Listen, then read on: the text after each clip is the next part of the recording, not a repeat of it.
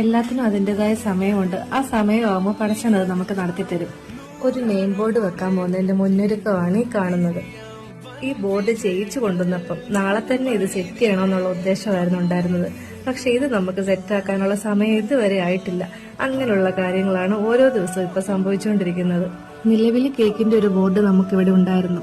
അത് പോയിട്ട് 5-6 മാസമായി. കഴിഞ്ഞ ദിവസം നമ്മുടെ വീട്ടിൽ കൊറിയർ തരാൻ വന്ന ആള് വരെ ചോദിച്ചു, ഇപ്പൊ എന്നെ കേക്ക് ഉണ്ടാക്കുന്നില്ലേ, ബോർഡ് കാണുന്നില്ല. ഞങ്ങൾക്ക് ഈ ഏരിയയിലോട്ട് വരുമ്പോഴുള്ളൊരു അടയാളമായിരുന്നു ആ കേക്കിന്റെ ബോർഡ്. അതോടെ കേട്ടപ്പോ എത്രയും പെട്ടെന്ന് ബോർഡ് വെക്കണമെന്ന് മാത്രം എനിക്കുണ്ടായിരുന്നുള്ളൂ. ഞാൻ സ്ഥിരം പ്രിന്റ് എടുക്കാൻ പോകുന്ന ഷോപ്പിലാണ് ഈ ബോർഡ് ചെയ്യിച്ചെടുത്തത്. ബോർഡിൽ കുറച്ച് അറ്റകുറ്റപ്പണികളൊക്കെ ഉണ്ടായിരുന്നു. അതൊക്കെ എന്റെ അത്തായെ കൊണ്ട് ചെയ്യിപ്പിച്ചു. കുറച്ച് ഭാഗങ്ങളൊക്കെ കട്ട് ചെയ്ത് മാറ്റണമായിരുന്നു. പെയിന്റിംഗ് ഒക്കെ ഞാനും ചെയ്തു. എത്രയും പെട്ടെന്ന് അതവിടെ വെക്കണമല്ലോ. മക്കളും ഭയങ്കര ആകാംക്ഷയിലായിരുന്നു ബോർഡ് വെക്കുന്ന കാര്യത്തില്. അങ്ങനെ ഞങ്ങൾ എല്ലാവരും കൂടെ ബോർഡും താങ്ങിപ്പിടിച്ച് നമ്മുടെ സ്പോട്ടിലെത്തി. അവിടെയും തീർന്നില്ല.